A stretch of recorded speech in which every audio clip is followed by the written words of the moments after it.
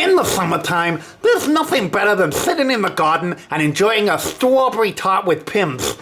Unfortunately, it's January and it's freezing. Staying in is the new going out, but only if you've got great food and your mates with you. Unfortunately, we don't have any other friends, but the food is incredible. In each of these episodes, two of us cook up something awesome to share and to kickstart our big night in.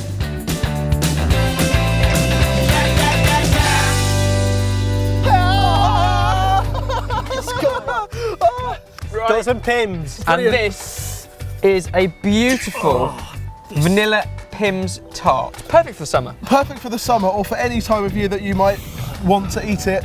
And why not have it in the idyllic setting of Outside. get outside? Firstly, how good does that look? It looks spectacular. It's so colourful. Pièce de la résistance. We've got The what? Add some Spanish in for the day. Pimms foam. We were told, turn up, there's going to be tarts and foam. I'm going to be We honest, delivered. I was expecting something slightly different. To make the pastry for our tart, take flour and cold, diced, cubed, salted butter and blend it up in a food processor until you get breadcrumb consistency. And then, to go with our Pimms and strawberry flavours, the zest of a lemon goes in, followed by sugar and 1 egg. And then, just knead it just enough to bring it together into one ball. We don't want to be kneading this for too long, just enough until you've got one ball of dough. At which point, it needs to go into a fridge, wrapped up in cling film, and rest for an hour.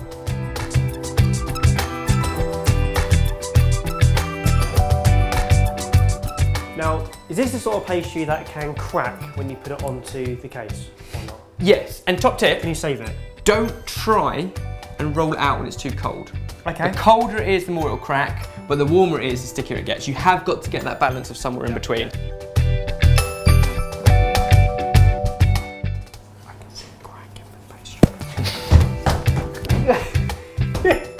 Use another clump of pastry just to press it into the corners.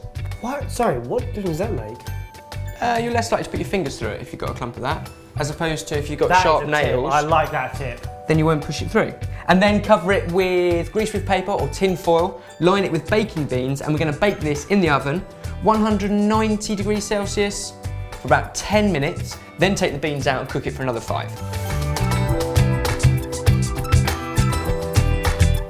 Looks count for everything, so trim the excess with a serrated knife by just going around the top of the tin. I love that.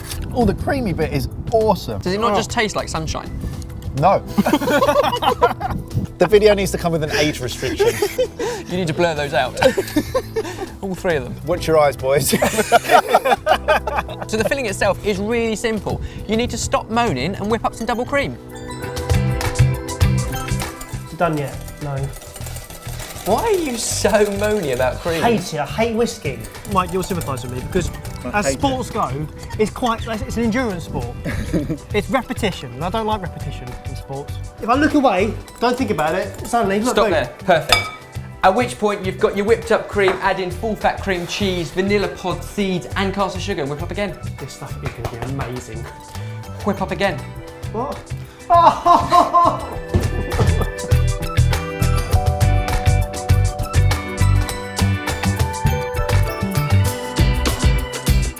And then once the filling is inside of our blind bake case, all we have to do is top it with a selection of fruit. And you've gone for seasonal fruits. We've gone for Pimms fruit. Fruits that appear in a season, just not the one that we're in right now. I could imagine watching tennis whilst eating this. The problem is it would have to be the Australian Open. Because Wimbledon's a few months away. There are different times of the year. Where is that light coming from? Oh. Do you feel like we might need a brolly in a minute? Oh! How is that for lemonade? Lemony. Ooh, hello. That's really refreshing for the summer, really cools you down. I never realised how easy it was to make homemade lemonade. Yeah, we're talking about the cloudy, flat stuff. Basically 3 lemons, one of which we've already zested into our pastry, go into a blender with a litre of water, some caster sugar, and then we're gonna make this incredibly floral with some lavender and blossom honey, because I know the lads will appreciate a floral lemonade. And the last thing to do with your lemonade is to sieve it, to get rid of any of the pithy bits, and serve it over ice. I just can't believe you let Ben get away with it. What, the floral touch? No, it's just, there isn't 1 sprig of mint on this. There's about 30 sprigs of mint. But we deliberately went for the small ones. Oh, and that makes it better. Hey, the we're tip. going to need to get a weed killer just to be able to eat this thing. So seeing as this is quite a different foam party from the one we thought we were having, how did you make that foam? Ben got sciencey. So we're going to make a foam using high foamer and xanthan gum, 150 ml of our homemade lemonade and 50 ml of Pimms. Can we raven it? No, guess not. In all seriousness, the bit that makes this awesome is a little bit of high foamer, a milk protein, and a little bit of xanthan gum, a polysaccharide. Add them in, it gives you that foam, it gives you the volume and the stability. If you want this stuff, you can get it online, but you don't need it. No, it's just an extra fancy It's a bit of fun. It's just the kind of stuff people have lying around in their kitchens at home anyway. Definitely the fancy extra. I've actually a question from the other Hannah.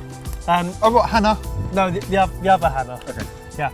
She was asking, is there any other substitute you could use for alcohol in this? Any other substitute? Yeah. In desserts, I find alcohol is doing its thing. You don't normally burn it off, so you can't really substitute it. Just find a different awesome flavour. But you don't have to put it in here. We've got lavender, we've got honey, we've got lemon. There's enough going on. You don't need it.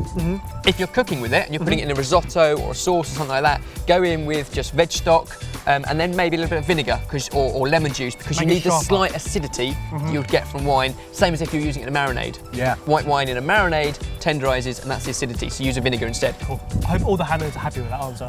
Well, this is delicious. It's really good. Well done, everyone. Why don't we get on to a question? Okay. I have a question here. Ah! Okay. Just going straight up me. B has asked, what is your favourite kind of cheese? It's a very important question. Can I say cheesecake? Does that count? I'm not the ruler here. I think that's a fair answer. Cotta. You like that kind of cheese? Cake of cheese. Yeah. Ben? I like a soft cheese, like a brie, either French or Somerset. Mike? Don't really like cheese. I could go for a really light cheddar. Or I do like buffalo mozzarella because it doesn't taste like cheese. What about burger That's cheese? it. So it's a bit of a cop out, good. but you know. I'd have to say a Monterey Jack. Or like a chili cheese. Oh, okay, so you're going from across the pond. Exactly. Maybe molten cheese, like a fondue. Oh, What about like a warm, stringy burger cheese? Anything that you can, like a fondue that you can just kind of hover over and just warm yourself. Like cheese on toast. Anything gratinated. What about a stone-baked pizza with melty cheese? Oven baked, like camembert. yeah. That's just dippy, dippy. Imagine cheese in the bath. What? Cheese do you have in your mouth? No idea where that came from in your head.